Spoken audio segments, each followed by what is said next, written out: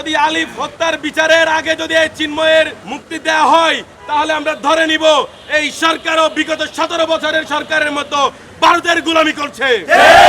আমি আজকের দাবি স্পষ্ট করে জানাতে চাই, যে কোনো মূল্যে চিন্ময়ের নাম এই চার্জশিটে আসতে হবে। তা না হয় তাহলে আপনারা কঠোর কর্মসূচির জন্য প্রস্তুত থাকুন। 24 পরবর্তী সময়ে এই দেশের পরিস্থিতি শান্ত রাখা কতটা কষ্ট ছিল, তো ওই মুহূর্তে একটি কুচক্রী মহল এই দেশের সরকার ব্যবস্থাকে, এই দেশের শান্তিপ্রিয় মানুষদেরকে উস্কে দেওয়ার জন্য অনেকগুলো কর্মসূচি নিয়মিত করে গিয়েছিল। সেই কর্মসূচির একটি ধারা হলো আমাদের সকলের প্রিয় অ্যাডভোকেট আলিফ ভাই।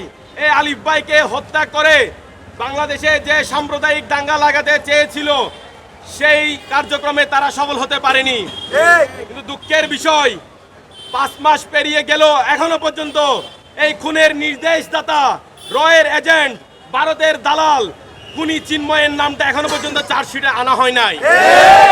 আমরা জোরালোভাবে বলতে চাই, যদি আজকের মধ্যেই এই খুনি চিন্ময়ের নাম চার্জশিটে অ্যাড করা না হয়, যদি চার্জশিটে যদি অন্তর্ভুক্ত করা না হয়, তাহলে এই দেশের মানুষ, চট্টগ্রামের জনতা, চট্টগ্রামের শান্তিপ্রিয় মানুষরা ব্লকেট কর্মসূচি দিবে।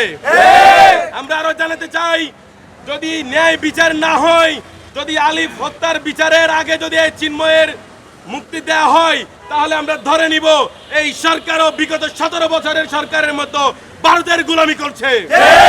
আমরা আরো জানিয়ে দিতে চাই, ভারতের প্রেসক্রিপশনে দেশ আর চলবে না। এই স্পিরিটকে ধারণ করে 17 বছরের এই নিয়ম ব্যবস্থাকে ধ্বংস করার জন্যই আমাদের দেশের জনতারা রাস্তায় নেমেছিল।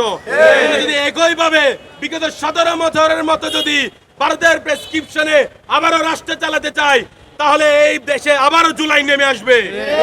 আমরা হুঁশিয়ারি দিতে চাই স্বরাষ্ট্রমন্ত্রীকে, স্বরাষ্ট্র উপদেষ্টাকে, আইন উপদেষ্টাকে, আপনারা যত দ্রুত পারেন আজকের মধ্যেই খুনি চিন্ময়ের নাম চার্জশিট আনতে হবে।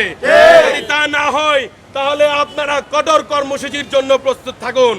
আমরা জানাতে চাই, এই দেশের সরকারকে, বর্তমান পরিস্থিতিকে আমরা কোনোভাবে অশান্ত করতে চাই না, কিন্তু যদি আমাদের সেন্টিমেন্ট না বুঝেন, যদি জুলাইয়ের স্পিরিট ধারণ করতে না পারেন, এই দেশের মানুষের চাওয়া যদি বুঝতে না পারেন, তাহলে আপনাদেরকে উৎখাত করে ভারতে পাঠানো হবে। আমি আজকের দাবি স্পষ্ট করে জানাতে চাই, যে কোনো মূল্যে চিন্ময়ের নাম এই চার্জশিটে আসতে হবে। যদি সরকার দালালি করে, যদি কোনো আইনজীবী দালালি করে, তাহলে তার অবস্থা হাসিনার মতোই পরিবর্তন হবে।